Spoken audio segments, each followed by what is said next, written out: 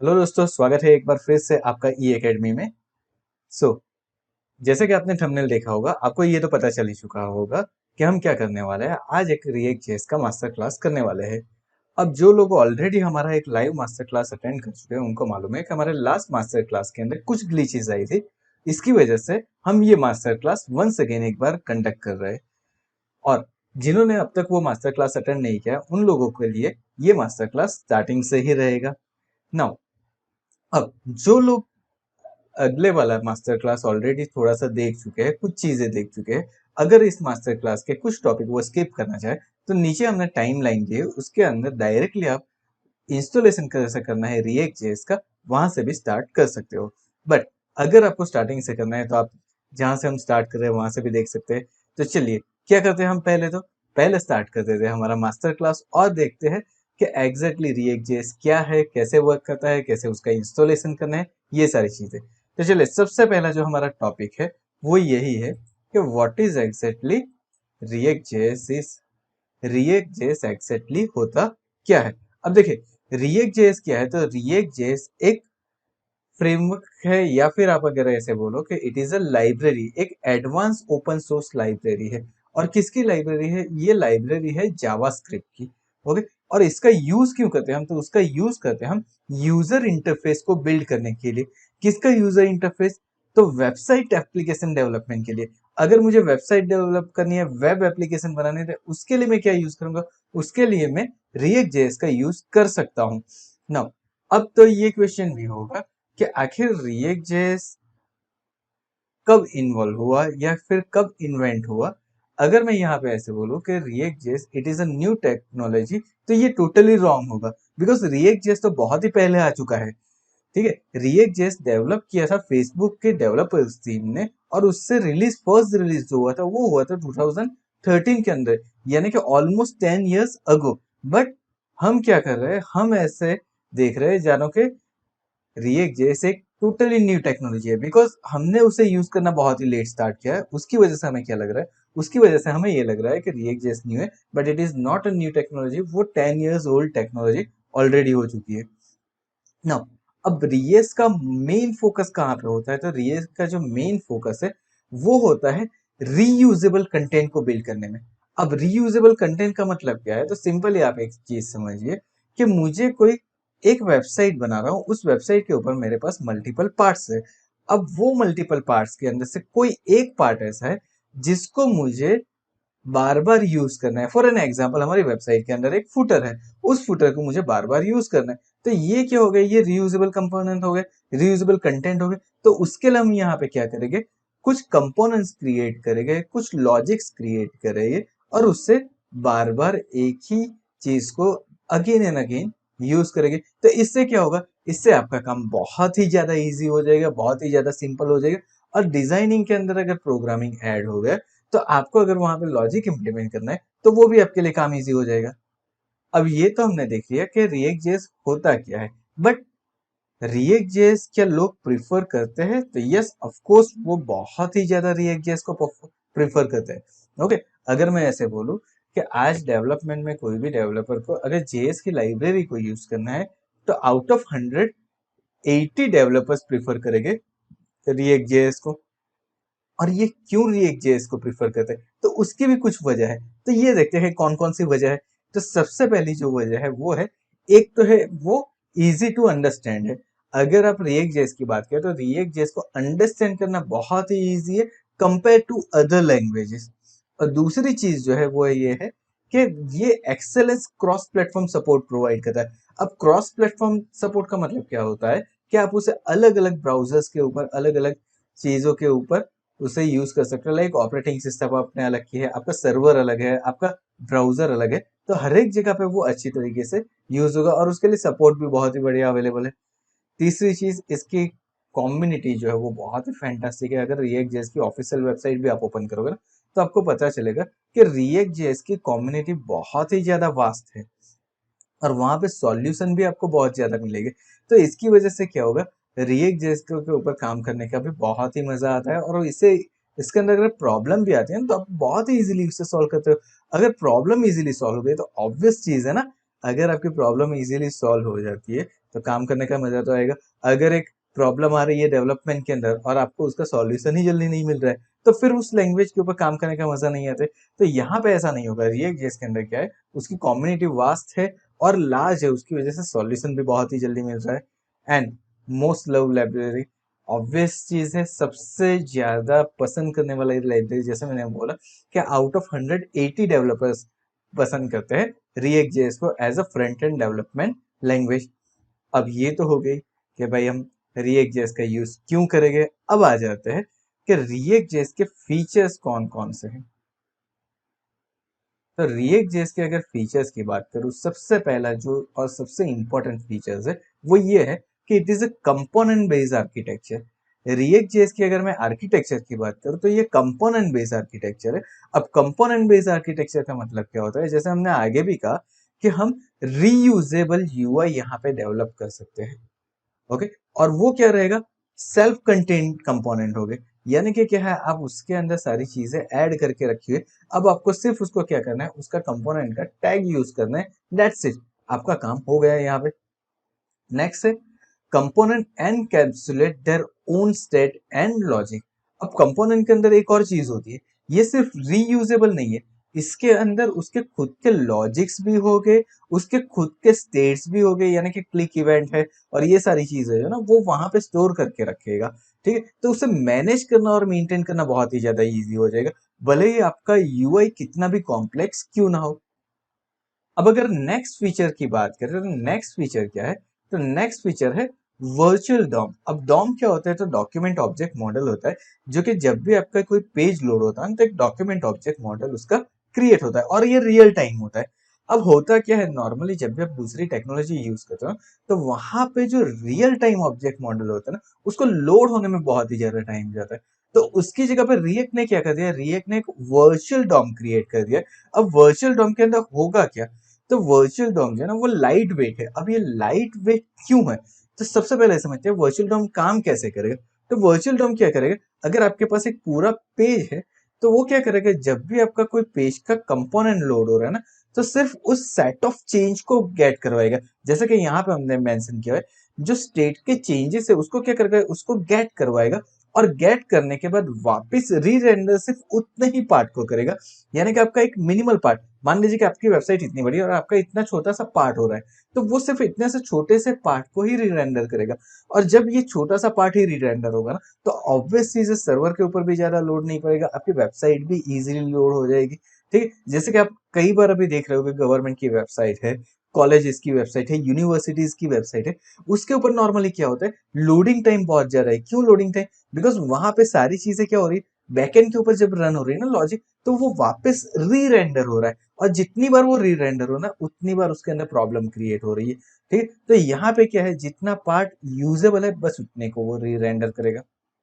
अब जो नेक्स्ट है वो क्या है, this approach improve performance by minimising unnecessary re renders. जैसा हमने पहले भी कहा, जितना री रेंडर कम हो जाएगा ना, ऑब्वियस चीज है आपकी वेबसाइट का परफॉर्मेंस बढ़िया होगा। और परफॉर्मेंस, यूजर के लिए परफॉर्मेंस ही सबसे ज्यादा इंपॉर्टेंट होता है, तो जितना परफॉर्मेंस अच्छा होगा उतना ज्यादा काम। तो ये एक वजह है कि रिएक्ट जेएस बहुत ही ज्यादा यूज होता है और ये उसका फीचर्स भी है।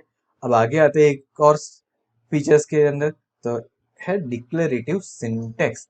अब यहाँ पे देखिए इसका जो सिंटेक्स है ना बहुत ही बेहतरीन है। ठीक है, बहुत बेहतरीन होने का मतलब क्या है, आप डिस्क्राइब कर सकते हो आपका यूआई कैसा दिखना चाहिए। ठीक है, कौन से स्टेट के ऊपर कैसा दिखना चाहिए वो वहां पे ही मेंशन कर सकते हो। जैसे कि अगर मैं ऐसे बोलूं कि मुझे लॉजिकल कोई पार्ट इंप्रूव इम्प्लीमेंट करना है, तो आप सीधे ही कहाँ पे कर सकते हो, आपके डिजाइन के अंदर कर सकते हो। अब डिजाइन के अंदर सीधे लॉजिकल पार्ट कुछ कर रहे हो, ठीक है, तो उससे क्या होगा, आप डिजाइन के अंदर कुछ भी चीजें देखनी है तो इजीली अंडरस्टैंड होगा, लेस प्रॉन्स टू बग। आपका फ्लो अगर प्रॉपर हो गया, आपके डिजाइन के अंदर ही आपने कुछ इंप्लीमेंट कर दिया लॉजिक्स को, तो आपकी बग्स आने के चांसेस काफी कम हो जाता है ना। ठीक है, जैसे कि आप एक घर बना रहे हो और घर बनाने के अंदर आपके पास उन लोगों ने क्या कर दिया, आपको एक मॉडल दे दिया और आपने उस मॉडल के अंदर ही फाइंड आउट कर लिया कि यहाँ पे मुझे ये चीज नहीं चाहिए, तो पूरा घर बनने के बाद उसे तोड़ने की जरूरत नहीं पड़ी। तो सेम चीज यहाँ पे होगी। अब नेक्स्ट फीचर्स के ऊपर आते हैं, तो नेक्स्ट जो फीचर है मेरा वो है यूनिडायरेक्शनल डेटा फ्लो। अब यूनिडायरेक्शनल डेटा फ्लो क्या होता है?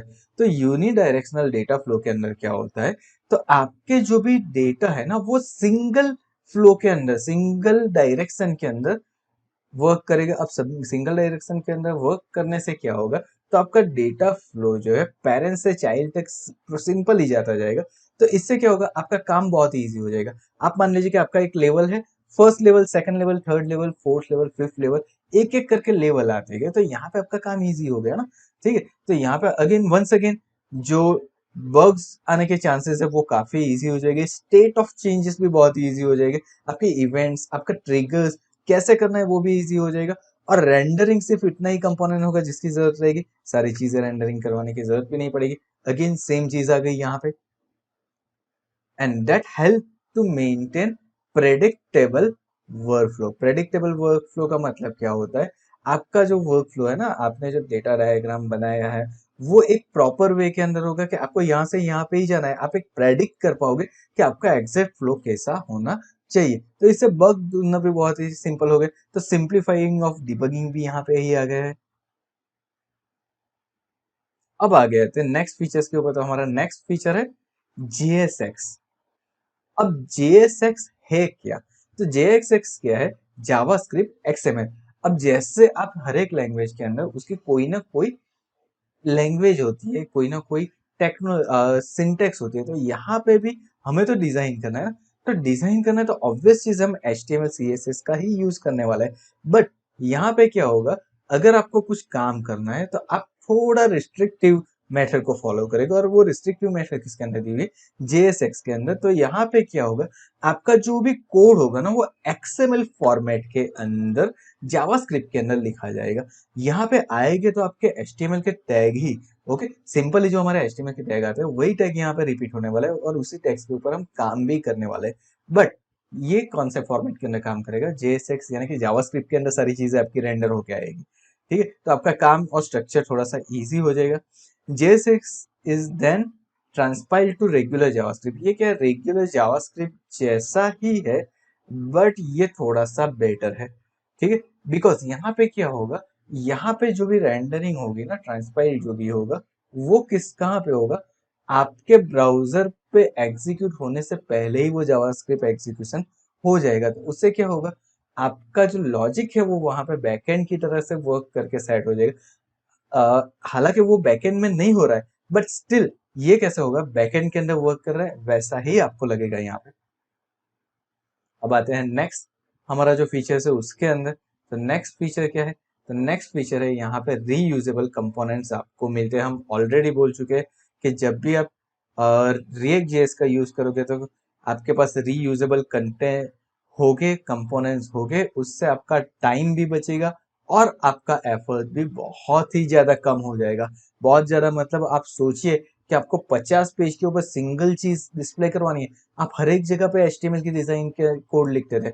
अब वो चीज की जरूरत नहीं है, सिंगल लाइन के अंदर आपका कंपोनेंट ऐड करवा दीजिए, दैट्स इट, हो गया। ठीक है, ये कैसा है, सिंपल ही चीज है। जैसे कि आप अगर बात करो आप पाइथन के अंदर, तो आप इंपोर्ट करवाते हो, आप PHP की बात करो तो इंक्लूड करवाते हो, लेकिन वहां पे क्या है, रेंडरिंग में टाइम जाता है, यहाँ पे रेंडरिंग में टाइम नहीं जाएगा आपका। नेक्स्ट जो है वो क्या है, तो नेक्स्ट फीचर है rich ecosystem and community support. अब जैसे हमने आगे भी बताया कि रिएक्ट जेएस का जो कम्युनिटी सपोर्ट है बहुत ही ज्यादा वास्ट है, बहुत बड़ी कम्युनिटी है, और यहाँ से सॉल्यूशन भी आपको बहुत ही ज्यादा मिलेंगे। लार्ज एंड एक्टिव कम्युनिटी, एक और चीज क्या है, इसकी खुद की फोरम्स है जिसके ऊपर लार्ज एंड एक्टिव कम्युनिटी है, जहाँ पे आप अपने क्वेश्चन को पोस्ट करके उसका सॉल्यूशन ले सकते हो। एज वेल एज आपको मालूम है कि बहुत सारी ऐसी वेबसाइट है जहां पे आप क्वेश्चन पोस्ट करोगे, जैसे कि स्टेक ओवरफ्लो, तो वहां पे भी उसका आंसर देने वाले लोग भी बहुत ही ज्यादा मिलेंगे। सो ऑब्वियस चीज है, अगर हमें रिसोर्सेज ज्यादा मिल रहे हैं, सॉल्यूशन ज्यादा मिल रहे हैं, तो वो लाइब्रेरी यूज करना सबसे बेस्ट रहेगा। अब आते हैं हमारे नेक्स्ट स्टेप के ऊपर। नेक्स्ट स्टेप क्या है, इसका एक जो है सर्वर साइड रेंडरिंग। अब रिएक्ट जेएस जो है ना, इसका सबसे इंपॉर्टेंट फीचर, अगेन कंपोनेंट के बाद अगर सबसे इंपॉर्टेंट फीचर्स अगर कोई है तो ये है SSR, यानी कि सर्वर साइड रेंडरिंग। ठीक है, ये SSR का मतलब है सर्वर साइड रेंडरिंग। ओके, तो ये सर्वर साइड रेंडरिंग क्या होता है? सर्वर साइड रेंडरिंग का मतलब ये कि आप जब HTML का कोड भी लिखोगे ना रिएक्ट के अंदर, तो जब वो फाइनल आउटपुट मुझे देगा, तो वो दिखेगा तो HTML की तरह ही, लेकिन जब मैं उसका सोर्स कोड व्यू करने की ट्राई करूंगा, तो वहां पे सिर्फ मेरे पास क्या होगा, स्क्रिप्टिंग लैंग्वेज के अंदर सारी चीजें लिखी हुई है। तो इससे कोई आपकी डिजाइन की कॉपी भी नहीं कर पाएगा, इतनी इजीली नहीं कर पाएगा। हाँ, ये एक अलग चीज है कि हैकर्स लोग बहुत सारी चीजें कहीं ना कहीं से ढूंढ लेते हैं कि उसको कैसे करना है, ठीक है, कुछ ना कुछ उसका सॉल्यूशन ले लेते हैं, बट मेक श्योर कि यहाँ से आपकी वेबसाइट की डिजाइन लेना इजी नहीं है। तो ऑब्वियस चीज है, आपकी डिजाइन जो है वो प्रॉपर बनाने के लिए एक बहुत ही इंपॉर्टेंट पार्ट है ये सर्वर साइड रेंडरिंग। और इससे क्या होगा, इससे आपका परफॉर्मेंस भी इंप्रूव होगा, एज वेल एज एक और चीज होगी, वो क्या है, वो है आपकी सर्च इंजन की रैंकिंग जो है उसके अंदर भी आपको इम्प्रूवमेंट देखने को मिलेगा। अब आप बोलोगे कि सर नॉर्मली तो ये होता है ना कि हमारा पेज के जो कंटेंट है वो रेंडर करवाता है, वो अल्गोरिदम के अंदर जाता है, तब ये चीज होती है। जिसको सर्च इंजन के बारे में मालूम है उनको मालूम है कि भाई सर्च इंजन के कुछ क्राउलर्स और स्पाइडर है वो पेजेस के डेटा को गेट करते हैं, लेकिन यहाँ पे क्या है, जब आपका रेंडरिंग ऑटोमेटिकली सर्वर के ऊपर होगा, तो वो इजीली उस डेटा को भी गेट करवा लेगा आपके यूआई के ऊपर से। अगर पेज सोर्स से नहीं मिल रहा है तो उसको वहां पे कोई प्रॉब्लम क्रिएट नहीं होगा, तो यहाँ पे उसका एसईओ करना भी बहुत ईजी हो गया है। ओके, तो ये भी एक इंपॉर्टेंट फीचर्स है इसके अंदर। अब आते हैं कि हमें रिएक्ट जेएस को इंस्टॉल कैसे कर सकते हैं। देखिए, रिएक्ट जेएस को इंस्टॉल करने का तरीका बहुत ही सिंपल है। मुझे उसको यूज करना है npm install create hyphen react hyphen app के थ्रू। लेकिन यहाँ पे जो आपको पहला वर्ड ही दिख रहा है ना npm, ये npm शो करता है कि मुझे उसके लिए क्या चाहिए, मुझे उसके लिए कंपलसरी नोड जेएस को इंस्टॉल करना पड़ेगा। तो चलिए हम क्या करते हैं, हम हमारे ब्राउजर के ऊपर चले जाते हैं और ब्राउजर के ऊपर जाते हैं और देखते हैं कि मुझे कौन कौन से सॉफ्टवेयर की जरूरत रहेगी अगर मुझे रिएक्ट के ऊपर काम करना है, और कैसे उसका इंस्टॉलेशन कर सकते हैं वो भी हम देखते हैं step by step. So let's go to our Chrome browser and देखते हैं कौन कौन सी चीजों की जरूरत है। तो चलिए दोस्तों, मैं आ गया हूँ यहाँ पे हमारे क्रोम ब्राउजर के अंदर और यहाँ पे हम कुछ सर्च करते हैं। पहला ही मैं सर्च कर लेता हूँ नोड जेएस। देखिए, अब आप बोलोगे कि सर हम तो रिएक्ट जेएस के ऊपर काम कर रहे हैं, तो नोड जेएस की क्या जरूरत है? नोड जेएस की जरूरत इसलिए है बिकॉज नोड ही प्रोवाइड करेगा आपको रिएक्ट जेएस के पैकेजेस। नोड के मॉड्यूल के थ्रू ही रिएक्ट जेएस वर्क करेगा। सो अगर आपके पीसी के ऊपर नोड जेएस इंस्टॉल नहीं है तो रिएक्ट जेएस इंस्टॉल करना पॉसिबल नहीं होगा। तो आपको सबसे पहला काम क्या करना है, नोड जेएस को इंस्टॉल करना है। अब नोड जेएस को इंस्टॉल करने के लिए क्या करना है, तो सिंपल है, उसके लिए यहाँ पे चले जाइए उसकी ऑफिशियल वेबसाइट के ऊपर। ऑफिशियल वेबसाइट के ऊपर आपको दो चीजें दिखेगी, एक दिखेगा LTS वर्जन एंड दूसरा दिखेगा करंट। अब नॉर्मली क्या होता है, एज अ डेवलपर हम लोगों को हमेशा ये लगता है कि हमें जो लेटेस्ट वर्जन है वो इंस्टॉल करना चाहिए, लेकिन नोड के अंदर ये कॉन्सेप्ट वर्क नहीं करेगा। बिकॉज यहाँ पे क्या होगा, यहाँ पे ये लोग क्या कर रहे हैं कि जो नोड का वर्जन है ना उसके अंदर वो लोग कुछ चेंजेस करते रहते हैं और वो चेंजेस को एज अ करंट वर्जन देते हैं, तो वहां पे कुछ ना कुछ बग्स होगी। लेकिन उसके पहले के कुछ वर्जन हो गए वहां पे बग्स आपको देखने को नहीं मिलेंगे। फॉर एग्जाम्पल यहाँ पे दिया हुआ है 18.16.1, उसके बाद लिखा है LTS। LTS का मतलब होता है लेटेस्ट स्टेबल वर्जन। तो ये क्या करेगा, आपका जो भी लेटेस्ट स्टेबल वर्जन है वो आपको प्रोवाइड करेगा, तो आपका काम इजी हो जाएगा, आपको कोई बग्स नहीं मिलेगी बिकॉज ऑफ नोड। हाँ, अगर आप कोई प्रॉब्लम कर रहे हो तो ऑब्वियस चीज है वहां पे तो आपकी बग आने ही वाली है और हम उसे सॉल्व भी करेंगे, बट नोड की वजह से कोई प्रॉब्लम क्रिएट नहीं होगी। अब इसे इंस्टॉल करने के लिए सिंपल करना है, आपको इसे डाउनलोड कर लेना है और डाउनलोड करके सिंपली जैसे इंस्टॉल करते हैं वैसे ही करना है। आप कोई भी ले लो, लिनक्स ले लो, मैक ले लो या फिर विंडोज ले लो, सबके ऊपर एक ही तरीके से वो इंस्टॉल होगा। अब चलिए, ये तो बात हो गई कि भाई नोड इंस्टॉल करना है। अगर नोड इंस्टॉल करना नहीं आता है, कमेंट सेक्शन में मेंशन कर दीजिएगा, हम इसके ऊपर स्पेशली एक वीडियो जरूर से बताएंगे। बट आप आईटी के स्टूडेंट्स हो, आईटी के अंदर वर्क कर रहे हो, तो आई होप आपको ये मालूम होगा कि किस तरीके से नोड जेएस को इंस्टॉल करना है। तो चलिए हम समझ लेते हैं कि आप लोगों ने नोड जेएस को इंस्टॉल कर दिया है। अब मुझे क्या करना है, अब मुझे रिएक्ट जेएस को इंस्टॉल करना है, और रिएक्ट जेएस को कैसे इंस्टॉल करना है वो देखते हैं। तो उसके लिए सबसे पहले मैं चले जाऊंगा मेरा जो फोल्डर स्ट्रक्चर है उसके ऊपर। तो चलिए मैं मेरा फोल्डर ओपन कर लेता हूँ यहाँ पे। दोस्तों यहाँ मैं अपना फोल्डर ओपन कर चुका हूँ और जैसे कि आप देख पा रहे हो यहाँ पे मैंने ऑलरेडी डी ड्राइव के अंदर रिएक्ट यू करके एक फोल्डर बना के रखा है। अब देखिए यहाँ पे रिएक्ट जेएस जब भी इंस्टॉल करना है तो मेरा एक इजी सजेशन है, आप डायरेक्टली उसे टर्मिनल या फिर सीएमडी के थ्रू ही इंस्टॉल करो। हाँ, हमारे पास विजुअल स्टूडियो कोड है जहां से भी हम इंस्टॉल कर सकते हैं, बट इंस्टॉलेशन के टाइम पे हमेशा ट्राई करो कि उसे नॉर्मल टर्मिनल के थ्रू इंस्टॉल कर लो, ताकि अगर कोई परमिशन एडमिनिस्ट्रेटर की भी आती है, परमिशन की कोई एरर आती है, तो वो एरर वहां पे नहीं दिखे। अब यहाँ पे मैं ले लेता हूँ CMD और एंटर कर देता हूँ। देखिए ये एक शॉर्टकट है कि अगर आप फोल्डर के अंदर हो, उसके पाथ के ऊपर जाके CMD लिख दीजिए तो डायरेक्टली वो पाथ ओपन हो जाएगा। अब मैं इसे भी कर देता हूँ फुल स्क्रीन, या फिर इसे ले लेते हैं यहाँ पे। ठीक है, हम फुल स्क्रीन ही कर लेते हैं। अब फुल स्क्रीन करने के बाद क्या करते हैं, अब मुझे इंस्टॉल करना है मेरा React.js। तो उसके लिए बहुत ही सिंपल है, मैं यहाँ पे लिखूंगा npm नोड पैकेज मैनेजर, उसके बाद लिखना है इंस्टॉल, क्योंकि मुझे इंस्टॉल करना है एक पैकेज किसका। तो यहाँ पे मुझे लिखना है create dash react dash app, और उसके बाद मुझे लिख करना है एंटर।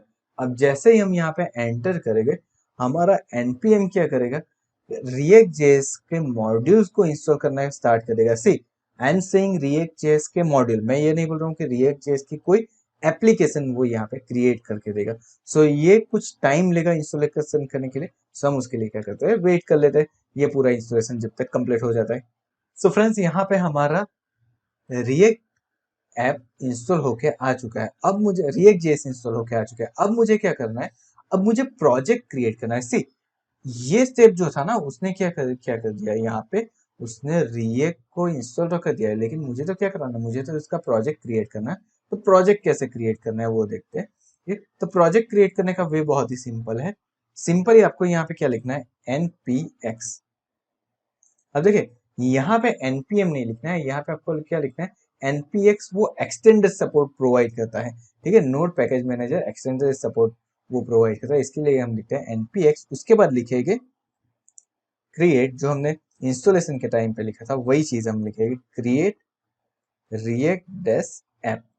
ठीक है, और उसके बाद मुझे जो भी प्रोजेक्ट क्रिएट करना है उसका नेम। अब देखिए यहाँ पे एक चीज आपको याद रखनी है, जब भी आप रिएक्ट जेएस का प्रोजेक्ट क्रिएट करोगे ना, तो उसका नेम हमेशा स्मॉल लेटर्स के अंदर ही देना है। अगर आपने कैपिटल दे दिया तो वो एरर शो करेगा। सो यहाँ पे मैंने सिंपली स्मॉल लेटर के अंदर फर्स्ट लिखा है और एंटर कर देता हूँ। जैसे ही मैं इसे एंटर करूंगा, मेरा प्रोजेक्ट क्रिएट होना स्टार्ट हो जाएगा। एंड ये प्रोजेक्ट जो है ना, वो ऑलमोस्ट 200 MB के अराउंड का रहता है। तो आई विल सजेस्ट कि आप थोड़ा सा टाइम ले लो, और जब आपका रिएक्ट जेएस इंस्टॉल हो जाए और ये पैकेज बने, उस टाइम पे आपकी नेट की स्पीड भी अच्छी हो, ताकि कोई पैकेज अगर डाउनलोड हो रहा है, तो अगर नेट की स्पीड की वजह से कोई प्रॉब्लम क्रिएट हो रहा है तो वो वहां पे नहीं हो। सो वी विल वेट जब तक हमारा रिएक्ट जेएस इंस्टॉल हो जाता है। सो फ्रेंड्स, यहाँ पे हमारा रिएक्ट का प्रोजेक्ट क्रिएट हो चुका है। जैसे कि आप यहाँ पे देख पा रहे हो, यहाँ पे हमारा रिएक्ट का प्रोजेक्ट कंप्लीट हो चुका है, बन के रेडी हो चुका है। अब मुझे क्या करना है, अब मुझे इसके ऊपर वर्क करना है।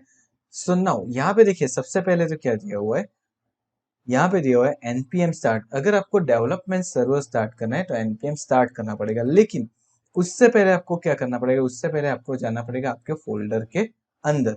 फॉर एग्जाम्पल यहाँ पे मेरा फोल्डर है फर्स्ट, तो मैं यहाँ पे लिखूंगा cd फर्स्ट, और यहाँ पे जाके हम npm स्टार्ट कर सकते हैं। बट मैं यहाँ पे npm स्टार्ट नहीं करने वाला हूँ, मैं यहाँ पे लिखने वाला हूँ कोड डॉट। अब ये कोड डॉट से क्या होगा, अगर आपके पीसी के अंदर विजुअल स्टूडियो कोड इंस्टॉल है ऑन विंडोज, ठीक है, तो वो विजुअल स्टूडियो कोड के अंदर आपका ये प्रोजेक्ट ओपन करके दे देगा। सो मैं यहाँ पे कर रहा हूँ एंटर, और जैसे ही मैं एंटर करता हूँ, लेट्स सी कि हमारा प्रोजेक्ट ओपन हो रहा है कि नहीं हो रहा है।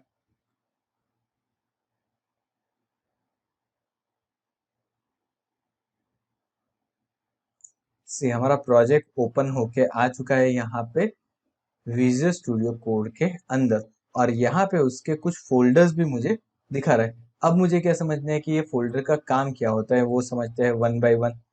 यस, इसको ट्रस्ट ऑथर आपको कर देना है, और अब स्टार्ट करते हैं एक एक करके। तो देखिए सबसे पहला जो मॉड्यूल मुझे दिखा रहा है ना, वो क्या दिखा रहा है, नोड मॉड्यूल्स। अब यहाँ पे क्या होगा, आपके जितने भी मॉड्यूल्स है ना, आपके प्रोजेक्ट के अंदर जितने भी मॉड्यूल बने होंगे नोड के, वो सारे इस फोल्डर के अंदर होंगे।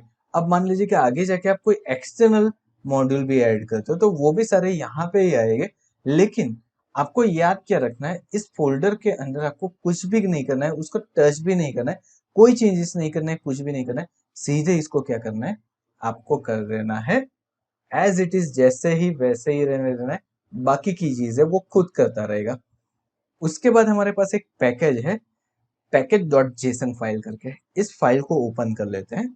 अब इस फाइल को ओपन करने के बाद हम देखें यहाँ पे क्या दिया हुआ है, मेरी ऐप का नेम क्या है वो मुझे दिया हुआ है, उसका वर्जन कौन सा है, कौन कौन सी उसकी डिपेंडेंसी यहाँ पे ऐड हुई हुई है, स्क्रिप्ट कैसे, स्क्रिप्ट कौन कौन सी यूज है, जैसे कि हमने बताया npm स्टार्ट। अगर मुझे रिएक्ट की स्क्रिप्ट को एग्जीक्यूट करवाना है तो हम क्या करेंगे, npm स्टार्ट करेगा, और बिल्ड करवाना है तो npm बिल्ड कर देंगे। ठीक है, तो ये सारे कौन कौन से कमांड्स है वो भी यहाँ पे दी हुई है। एज वेल एज कौन से वेब डेवलपमेंट सर्वर के ऊपर, यानी कि क्रोम, फायरफॉक्स, सफारी किसके ऊपर चल रहा है वो भी हमने यहाँ पे मेंशन किया है। अगर मैं निकाल दूं तो पर्टिकुलर के ऊपर नहीं मुझे करना है तो वो भी हो जाएगा यहाँ पे। तो इस तरीके से पैकेज डॉट जेसन के अंदर क्या है, आपके प्रोजेक्ट के कोर प्रोजेक्ट की जो भी फंक्शनलिटी है वो यहाँ पे मेंशन की हुई है। अब आता है हमारा एसआरसी फोल्डर। तो एसआरसी फोल्डर के अंदर हम मैक्सिमम वर्क करने वाले हैं। क्यों मैक्सिमम वर्क करने वाले, क्योंकि जो भी मेरा काम होगा ना, जो भी कंपोनेंट्स बनाएंगे, जो भी टेम्पलेट्स बनाएंगे, वो सारी चीजें हम कहाँ पे बनाएंगे, वो सारी चीजें हम बनाएंगे हमारे एसआरसी फोल्डर के अंदर। ठीक है, यहाँ पे देखिए बाय डिफॉल्ट एक app dot JS, app dot CSS, app dot test dot JS दी हुई है, index dot CSS, index dot JS भी दी हुई है। ठीक है, ये फाइल के अलग अलग, फाइल के अलग अलग काम है जो कि अभी हम आगे के स्टेप्स के अंदर देखने वाले हैं। नाउ नेक्स्ट है मेरा पब्लिक। अब ये जो पब्लिक फोल्डर है ना, वही सारा काम करता है यहाँ पे। एक चीज याद रखनी है, आपका जो पब्लिक फोल्डर होगा ना, वो ऑलमोस्ट सारा काम करेगा आपकी वेबसाइट का। जैसे कि यहाँ पे आप देख रहे हो index dot H T M L दिया हुआ है, तो वो index dot H T M L क्या करेगा, इसके अंदर बाकी की सारी कमेंट कमेंट निकाल दोगे, कोई प्रॉब्लम नहीं है। यहाँ पे जो सबसे इंपॉर्टेंट चीज है कि ये डिवीजन है, ये एक डिवीजन आपकी पूरी वेबसाइट को लोड करवा रहा है। तो आप बोलोगे सर पूरी वेबसाइट एक डिवीजन के ऊपर कैसे लोड हो रही है, तो ये एक जो रूट डिवीजन है ना, उसके ऊपर ही आपके सारे कंपोनेंट लोड हो रहे हैं। And react JS is a single page website, ये सारी चीजें सिर्फ सिंगल पेज के ऊपर होगी। तो जितने भी कंपोनेंट है ना, एक कंपोनेंट है, दूसरा, तीसरा, चौथा, अगेन एंड अगेन आते जाएंगे। तो उससे काम क्या होगा आपका, एक ही पेज के ऊपर सारी चीजें हो रही है, री रेंडरिंग नहीं हो रहा है आपकी वेबसाइट का। अगेन आते हैं, वेबसाइट का री रेंडरिंग नहीं हो रहा है। क्या नहीं हो रहा है, री रेंडरिंग नहीं हो रहा है। ओके, तो ये चीज बहुत भी बढ़िया है इसके अंदर। अब देखिए ये रूट कहाँ पे यूज हो रहा है, तो हम चले जा रहे हैं हमारे एसआरसी के अंदर, और उसके अंदर है मेरे पास इंडेक्स डॉट जेएस। अब इंडेक्स डॉट जेएस के अंदर देखिए एक रूट क्रिएट किया हुआ है, उसकी आईडी जो हमने वहां पे दी थी वो आईडी यहाँ पे आ गई। और इसके ऊपर क्या करवा रहे हैं, उसके ऊपर आपके जो भी कंपोनेंट आपको लोड करवाने, वो कंपोनेंट लोड हो गए। लेकिन इसके अंदर एक चीज मेंशन की हुई है। क्या मेंशन की हुई है, स्ट्रिक्ट मोड। स्ट्रिक्ट मोड क्या होता है, तो स्ट्रिक्ट मोड ये कहता है कि अगर आप कोई भी टैग बना रहे हो या फिर यूज कर रहे हो तो उसे एंड करना कंपलसरी है। ठीक है, या तो सेल्फ एंड करो या फिर उसका एंडिंग टैग लिखो, अदरवाइज वो वर्क नहीं करेगा। तो चलिए ये तो एक बेसिक चीज हो गई जो हमने समझ ली। तो ये क्या हो गया, ये पूरा इस तरीके से मेरा प्रोजेक्ट रन होगा, ये भी हमें समझ पड़ा आया है। लेकिन अब मुझे क्या करना है, अब मुझे इस प्रोजेक्ट को पहले तो रन करके भी देखना है कि ये प्रोजेक्ट कैसे दिखेगा। सो हम क्या करते हैं, हमारे टर्मिनल के अंदर जाके एक न्यू टर्मिनल ओपन कर लेते हैं यहाँ पे। अब आप डायरेक्टली विजुअल स्टूडियो कोड के अंदर वर्क करोगे, चलेगा, उसके लिए कोई प्रॉब्लम नहीं है। लेकिन इंस्टॉलेशन हमेशा सीएमडी और योर ओएस का जो भी टर्मिनल होता है उसके थ्रू करो। चलिए, तो यहाँ पे मुझे क्या लिखना है, npm स्टार्ट। मेरे प्रोजेक्ट को स्टार्ट करने के लिए मुझे क्या करना पड़ेगा, npm स्टार्ट। और जैसे ही मैं एंटर करता हूँ, हमारा प्रोजेक्ट रन होना स्टार्ट हो जाएगा और वो एक ब्राउजर के अंदर ऑटोमेटिक ओपन हो जाएगा। चलिए, तो इसका स्टार्ट होने का वेट कर लेते हैं। वो एक आईपी एड्रेस देगा और उसका पोर्ट नंबर वो ऑटोमेटिक लेगा। आप मल्टीपल प्रोजेक्ट क्रिएट करो तो 3000 के पास से 3001, 3002, 3003 इस तरीके से लेगा। ओके, चलिए ये एग्जीक्यूशन हमारा स्टार्ट हो चुका है। लेट्स सी वो कितना टाइम लेता है। अब ये मत समझना कि लोकल के ऊपर टाइम जा रहा है तो वहां पे भी ज्यादा जाएगा, ऐसा नहीं है। ये सिर्फ एग्जीक्यूशन आपका वर्चुअल डोम यहाँ पे क्रिएट कर रहा है, उसकी वजह से ये सारी चीजें हो रही है। तो देखिए यहाँ पे हमारा डेवलपमेंट सर्वर स्टार्ट हो चुका है। अब डेवलपमेंट सर्वर जब भी स्टार्ट होगा ना, तो वो एक आईपी एड्रेस के ऊपर मुझे वो देगा। तो चलिए एग्जीक्यूशन तो हो चुका है। यहाँ पे क्रोम के अंदर मैं देख सकता हूँ एक आईपी एड्रेस आ चुका है और उसके ऊपर मेरा प्रोजेक्ट एग्जीक्यूट होना स्टार्ट हो चुका है। Let's wait for some time. So friends देखिए यहाँ पे हमारी एप्लीकेशन रन होके आ चुकी है। ये इसका बाय डिफॉल्ट है, इसके अंदर कैसे चेंज करना है वो भी हम देखते हैं। तो चलिए ये मेरी वेबसाइट बाय डिफॉल्ट रन होके आ चुकी है। अब ये रन कहाँ पे हो रही है, तो देखिए इसके अंदर क्या हुआ है, एक कुछ ऐप करके कुछ लोड हुआ है। अब ये ऐप क्या है, तो ऐप एक ऐप डॉट जेएस के अंदर एक डिफॉल्ट कंपोनेंट्स है जो कि ऑलरेडी बना हुआ है। ठीक है, तो यहाँ पे हम क्या करते हैं, यहाँ पे देखिए app dot C S S logo, अगर ये दोनों की जरूरत नहीं है तो इसे रिमूव भी कर सकते हो आप। ठीक है, आपको रखना है तो रख सकते हो, अगर आपको रिमूव करना है तो रिमूव कर सकते हो। अभी के लिए मैं इसे रखता हूँ, और यहाँ पे जो हमारे पास हेडर टैग है, उस हेडर टैग को यहाँ से हम कर देते हैं रिमूव। और रिमूव करने के बाद क्या करते हैं, हम यहाँ पे कुछ लिखते हैं, जैसे कि मैं लिख रहा हूँ हेलो वर्ल्ड। ओके, और अब इसको मैंने कर दिया सेव, और जैसे ही मैं सेव करूंगा तो यहाँ पे कंपाइलिंग स्टार्ट हो चुका है। और कंपाइलिंग होने के बाद हमारे ब्राउजर के अंदर हम जाते हैं तो यहाँ पे देखिए हेलो वर्ल्ड आ चुका है, मुझे इसे रिफ्रेश करने की जरूरत नहीं है। ओके, वहां पे सेव करोगे अगर आपने रन करके रखा हुआ है तो आपका आउटपुट डायरेक्टली ही आ जाएगा। अब देखिए हमने ये वहां पे एक चीज देखी थी कि वो क्या कर रहा था, यूनी डायरेक्शन को फॉलो कर रहा था, ऐसा कुछ हमने देखा था। अब वो यूनी डायरेक्शन वाला जो फीचर था ना, वो कैसे वर्क करता है वो देखते हैं हम यहाँ पे। तो देखिए अब मैंने यहाँ पे एक हेलो वर्ल्ड क्रिएट कर दिया है, एक डिवीजन है। अब मैं इस डिवीजन के अंदर एक और डिवीजन क्रिएट कर रहा हूँ, उसके बाहर एक डिवीजन क्रिएट कर रहा हूँ, और जैसे मैंने इसे एंड भी कर दिया है, और इसके अंदर टेस्ट लिखा है मैंने, और मैं जैसे ही सेव करूंगा तो यहाँ पे देखिए एक एरर आ जाएगी। ठीक है, हम क्या करते हैं, हमारे क्रोम में चले जाते हैं, देखो एरर दे रहा है, क्या दे रहा है वो error, adjacent JSX element must be wrapped in a enclosing tag।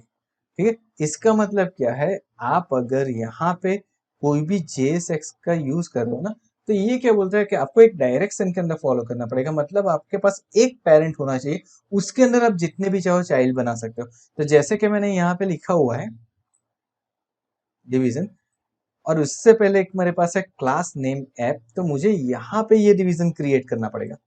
अगर मैं इसे यहाँ पे क्रिएट करता हूँ और अब इसे सेव करता हूँ एंड फिर इसका आउटपुट देखते हैं, तो देखिए यहाँ पे मुझे हेलो वर्ल्ड भी दिख रहा है, टेस्ट भी दिख रहा है। ओके, तो ये दोनों दिख गए। तो इस तरीके से एक पेरेंट उसके अंदर जितने भी चाहो उतने चाइल्ड बना सकते हो, बट विदाउट पेरेंट आप काम नहीं कर सकते हो। यूनि डायरेक्शन ये वाला हमारा फॉलो करता है। अब जो दूसरी चीज है JSX की, वो ये है कि मान लीजिए कि आपने ये डिवीजन टैग नहीं लिखा है। अब अगर आप HTML के अंदर वर्क कर रहे हो तो इससे कोई प्रॉब्लम क्रिएट नहीं होगा, लेकिन अगर आप रिएक्ट के अंदर वर्क कर रहे हो तो आप यहाँ पे देख पाओगे एरर आ चुकी है। एरर आने का सिंपल रीजन है, मैंने एंड नहीं किया है उसको, तो उसको एंड करना कंपलसरी है यहाँ पे।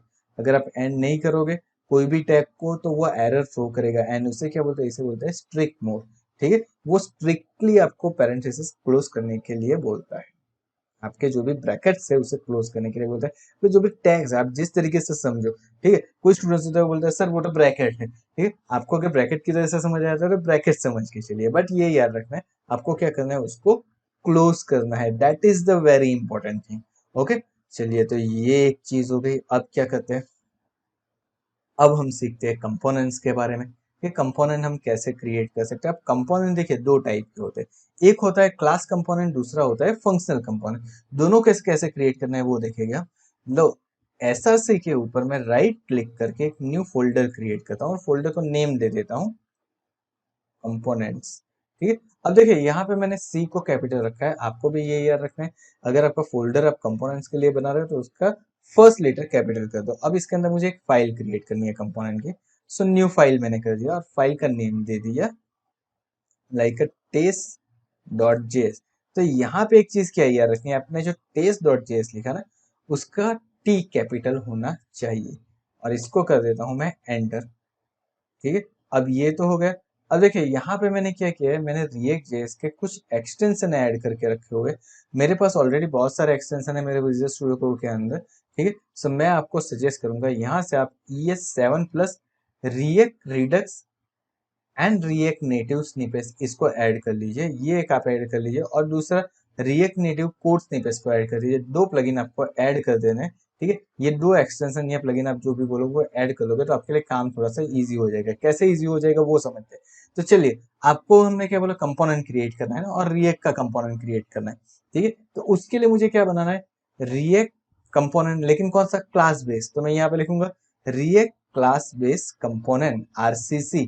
तो देखिए यहाँ पे रिएक्ट क्लास बेस्ड कंपोनेंट आ गए, और जैसे ही मैं इसे करता हूँ एंटर, तो देखिए ये मेरा पूरा सिंटैक्स रेडी करके देगा, मुझे कुछ लिखने की जरूरत ही नहीं पड़ी। ठीक है, अगर एक्सटेंशन ऐड कर दोगे तो ये आपका काम इजी हो जाएगा। अब आप बोलोगे कि सर ये एक्सटेंशन के बिना मैं सारी चीजें टाइप कर सकता हूँ, ऑफ कोर्स आप टाइप कर सकते हो, लेकिन फिर वो 1 घंटे का काम 1.5 घंटे, 2 घंटे, 3 घंटे तक आप करते ही रहोगे। ठीक है, बिकॉज ये चीजें लिखने में आपको टाइम जाएगा, तो ऑब्वियस चीज है, अगर मुझे ऐसे को अवॉइड करना है तो मैं क्या करूंगा, ऐसे डायरेक्ट लिखूंगा। ठीक है, लेकिन इसके अंदर क्या चीज आती है वो तो समझते हैं। तो यहाँ पे देखिए इंपोर्ट जो किया है ना, पहले इंपोर्ट किया हुआ है रिएक्ट, और दूसरा क्या किया है कंपोनेंट फ्रॉम रिएक्ट, जो हमारा मॉड्यूल्स है ना उसके अंदर से हम उसे क्या करवा रहे हैं, इंपोर्ट करवा रहे हैं। अब उसके नीचे मेरा आ गया क्लास, कौन सा क्लास, टेस्ट नाम का क्लास, जो मेरे पेज का नेम है वही मेरे क्लास का नेम होगा। उसके बाद आ गया मेरा कंपोनेंट, उसको एक्सटेंड किया मैंने कंपोनेंट से, यानी कि मैंने इसे क्या कर दिया, इनहेरिट कर दिया। क्या क्या हमने इनहेरिट किया है, ओके। और उसके बाद हमने करवा दिया रेंडर, और रेंडर के अंदर आप एक रिटर्न लिखो, रिटर्न के अंदर आपको जो भी डिवीजन लिखना है, एक पेरेंट डिवीजन रखो, और उसके अंदर आपको जो भी लिखना है वो आप लिख सकते हो। लाइक आप यहाँ पे लिख देते हो लॉरेम, ठीक है, और लॉरेम लिख के आप टाइप करते हैं। अच्छा यहाँ पे हमारे पास सजेशन नहीं है, सो हम क्या कर देते हैं, हम टेस्टिंग टेस्टिंग कुछ भी लिख देते हैं। ओके, सो हमने यहाँ पे दो चीजें लिख दी है, टेस्टिंग टेस्टिंग। अब ये मेरा कंपोनेंट बन के रेडी हो चुका है। अब हमने क्या बोला था, कंपोनेंट हम रीयूजेबल है, कहीं पे भी हम यूज कर सकते हैं, राइट। सो हम आ जाते हैं हमारे ऐप डॉट जेएस के अंदर। अब ऐप डॉट जेएस के अंदर आके मुझे क्या करना है, इस कंपोनेंट के डेटा को यूज करना है ना। ठीक है, तो यहाँ पे हम क्या करते हैं, सो यहाँ पे ये वाला जो पार्ट है उसको मैं निकाल देता हूँ, और मुझे उस कंपोनेंट को यूज करना है। तो सबसे पहले मैं यहाँ पे कर देता हूँ ब्रैकेट, और हमारे कंपोनेंट का नेम। ठीक है, हमारा कंपोनेंट कौन सा है, टेस्ट, और मैंने कर दिया एंटर, और उसके बाद स्लैश करके ब्रैकेट को क्लोज किया। अब देखिए मेरे पीसी के अंदर एक्सटेंशन इंस्टॉल है विजुअल स्टूडियो कोड का, तो ये चीज ऑटोमेटिक आ चुकी है। लेकिन अगर आपके पीसी के अंदर इंस्टॉल नहीं है, आप कोई और एडिटर के अंदर कर रहे हो, फॉर एग्जांपल सबलाइन टेक्स्ट एडिटर, तो ये चीज आपको मैं लिखनी पड़ेगी। कैसे लिखो, इंपोर्ट, उसके बाद आपके कंपोनेंट का नेम, उसके बाद लिखना है फ्रॉम, और उसका पाथ, जैसे कि मेरा पाथ कौन सा है, dot slash component slash paste, ये मेरा क्या हो गया, मेरा पाथ हो गया, तो मैंने उसे यहाँ पे दे दिया है मेरा पाथ। ठीक है, तो अब जब मैं इसे रन करूंगा और मेरा पेज चेक करूंगा, तो यहाँ पे देखिए टेस्टिंग टेस्टिंग दिखा रहा है। अगर मुझे इसे अगेन एक बार यूज करना है, ठीक है, तो मैं अगेन इसका यूज कर सकता हूँ। और अगर मान लीजिए कि मुझे क्या करना है, मैंने यहाँ पे ले लिया H1, और उसके अंदर मैंने ले लिया टेस्ट, हमारा जो कंपोनेंट है वो कंपोनेंट हमने यहाँ पे ले लिया है। ठीक है, और अब इसे सेव कर देते हैं, एंड सी हमारा आउटपुट कैसा आता है। सी यहाँ पे टेस्टिंग टेस्टिंग H1 के एट्रीब्यूट के साथ वो भी वो दिखा रहा है। तो इस तरीके से क्या हो गया, मेरा रिएक्ट का फर्स्ट प्रोजेक्ट क्रिएट हो गया, और फर्स्ट कंपोनेंट भी क्रिएट हो गया, कौन सा, क्लास बेस्ड कंपोनेंट। अब मुझे क्या करना है, अब मुझे एक और क्रिएट करना है। क्या क्रिएट करना है, मुझे क्रिएट करना है फंक्शन बेस्ड कंपोनेंट। तो फंक्शन बेस्ड कंपोनेंट कैसे क्रिएट होगा वो देखते हैं। तो चलिए आ जाते हैं हमारे कंपोनेंट के फोल्डर के अंदर, और एक और न्यू फाइल क्रिएट कर ले रहे हैं, और यहाँ पे हम लिखते हैं सेकंड डॉट जेएस। देखिए ये सारी चीजें जेएस के तरीके से ही वर्क कर रही है। अब हमें यहाँ पे क्या करना है, रिएक्ट फंक्शन बेस कंपोनेंट, यानी कि मैंने यहाँ पे लिखा RFC, और कर दिया मैंने एंटर। ठीक है, और जैसे ही मैं यहाँ पे एंटर कर रहा हूँ, तो देखिए यहाँ पे एक्सपोर्ट डिफॉल्ट यहाँ पे दिखा रहा है मुझे। सो ये एक चीज खास याद रखनी है, अगर आपने यहाँ से एक्सपोर्ट डिफॉल्ट नहीं किया है, ऊपर की तरफ भी हमने यहाँ पे लिखा है और यहाँ पे भी लिखा है, अगर ये एक्सपोर्ट डिफॉल्ट नहीं किया ना, तो आपका जो कंपोनेंट है वो दूसरी जगह पे यूज नहीं हो पाएगा, क्योंकि आप वहां पे इंपोर्ट ही नहीं कर पाओगे। यहाँ से अगर एक्सपोर्ट होगा तो दूसरी जगह पे इंपोर्ट कर पाएंगे ना, राइट। ठीक है, जैसे कि मान लीजिए कि आप क्या कर रहे हैं, इंडिया से कोई चीज एक्सपोर्ट करके यूएस भेज, तो वो इंडिया से एक्सपोर्ट तो होना चाहिए ना, तब वो यूएस के अंदर इंपोर्ट होगा। ओके, तो ये चीज आपको खास याद रखनी है। चलिए, तो ये तो हो गया। अब आ जाए सेकंड डॉट जेएस के अंदर, फंक्शनल कंपोनेंट मेरा बन के रेडी हो चुका है, इसके अंदर कुछ ज्यादा हमें करना नहीं है। अब इसको मुझे यूज करना है ऐप डॉट जेएस के अंदर। सो अगेन मैं आ जाता हूँ यहाँ पे, और हमारे फंक्शनल कंपोनेंट का नेम सेकंड, तो मैं यहाँ पे एंटर करता हूँ, और एंटर करके मैंने इसे कर दिया एंड, दैट्स इट। तो चलिए चेक करके देखते हैं कि हमारा सेकंड कंपोनेंट लोड हो रहा है कि नहीं हो रहा है। से सेकंड भी लोड होकर आ गया। सो ये परफेक्टली वर्क कर रहा है।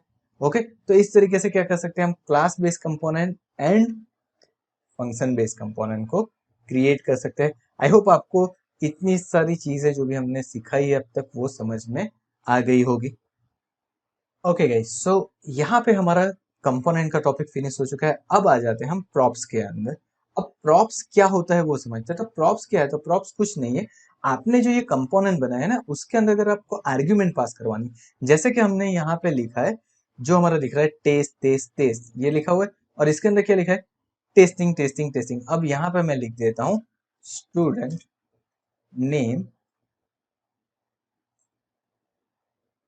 इज, ओके, और उसके बाद मैंने लिख दिया लाइक तमीम। ओके, सो यहाँ पे मैं कर दे रहा हूँ तमीम, और अब चेक करते हैं इसका आउटपुट हमें किस तरीके से दिखता है।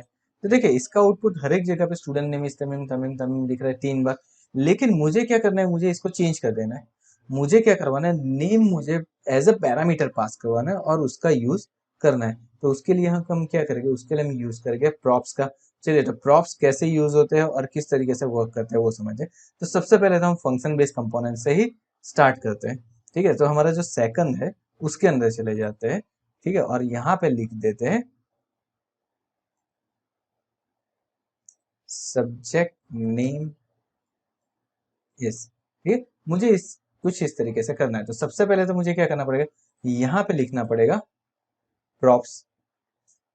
देखिए, अब ये प्रॉप्स लिखना है, बहुत ही सिंपल है, सिर्फ प्रॉप्स लिख के एंटर कर दो, दैट्स इट, और कुछ भी नहीं करना है। अगर आप फंक्शन बेस्ड प्रॉप्स कर रहे हो तो अब यहाँ पे मैंने प्रॉप्स लिख दिया, चलिए यहाँ पे तो मैंने सेव कर दिया। नाउ आ जाता हूँ मैं मेरे app.js के अंदर। app.js के अंदर सॉरी, हम आ जा रहे हैं हमारे second.js के अंदर। तो यहाँ पे तो हमने इतनी चीजें कर लिए। अब app.js के अंदर हमने सेकंड को कॉल करवाया, सेकंड को जहाँ पे भी कॉल करवाया ना वहां पे मैं लिख देता हूँ सब इज इक्वल टू, सबसे पहले मैंने लिख दिया PHP। ओके, उसके बाद मैंने क्या कर दिया, मैंने 2-3 और ले लिए उसकी कॉपी, और यहाँ पे मैं कर देता हूँ PHP की जगह पे एंड्रॉइड। उसके बाद हम ले लेते हैं रिएक्ट जेएस, देन हमने ले लिया एंगुलर जेएस। ठीक है, अब मुझे क्या चाहिए, ये नाम जो है ना वो प्रिंट करवा के लाना है। जैसे कि अगर यहाँ पे आ रहा है तो सब्जेक्ट नेम इज दिखा रहा है, लेकिन उसके बाद मुझे क्या करना है, उसके बाद मुझे उसके नेम चाहिए। तो मैं चले जाऊंगा मेरे कोड के अंदर और सेकंड डॉट जेएस के अंदर आके यहाँ पे मैं करूंगा कर्ली ब्रैकेट, और हमारा प्रॉप्स जो है वो प्रॉप्स लिखूंगा यहाँ पे, देन डॉट करके वहां से हमने क्या पास करवाया, तो यहाँ से हमने पास करवाया सब। सो यहाँ पे हम लिख देंगे सब, डेट्स इट। यहाँ पे हमने इसको सेव कर लिया है और चेक करके देखते हैं। तो देखिए, subject name is PHP, subject name is Android, subject name is react JS, easily यहाँ पे आ चुका है मेरा।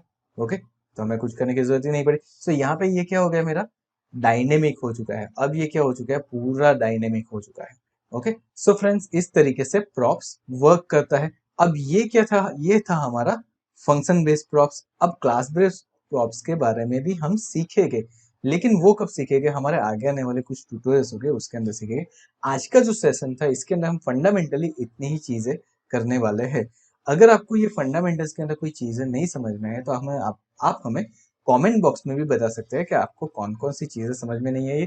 हम ट्राई करेंगे कि आपको वो चीजें इजीली एक बार वापस एक्सप्लेन कर पाए, या फिर कमेंट बॉक्स में आपका उसका सॉल्यूशन देने की ट्राई करेंगे। आई होप आज का जो ये सेशन था इसके अंदर आपको सारी चीजें इजीली समझ में आ गई होगी कि किस तरीके से हमने सारी चीजें इंप्लीमेंट की हुई है। नाउ, अगर आपको हमारा ये वीडियो पसंद आया हो तो पहला काम ये कर दीजिए कि वीडियो को लाइक कर दीजिए, शेयर कर दीजिए अपने फ्रेंड के साथ, ताकि उनको भी रिएक्ट जेएस के फंडामेंटल के बारे में पता चले। और अगर आपने अब तक हमारे चैनल को सब्सक्राइब नहीं किया है तो चैनल को भी जल्दी से जल्दी सब्सक्राइब कर लीजिए। क्यों? क्योंकि रिएक्ट जेएस के और मास्टर क्लास हम लेके आने वाले हैं इसी चैनल के ऊपर, जिसके अंदर आपको प्रॉप स्टेट के बारे में और ज्यादा डीप में पता चलेगा। और अभी के लिए बस इतना ही इस ट्यूटोरियल के अंदर, इस स्पेशल मास्टर क्लास के अंदर। Thank you so much for attending this master class. अगर कुछ भी चीजें नहीं समझ में आती है, वंस अगेन कमेंट बॉक्स के अंदर दे दीजिए। ठीक है, और चैनल को सब्सक्राइब कर लीजिए। Thank you so much once again.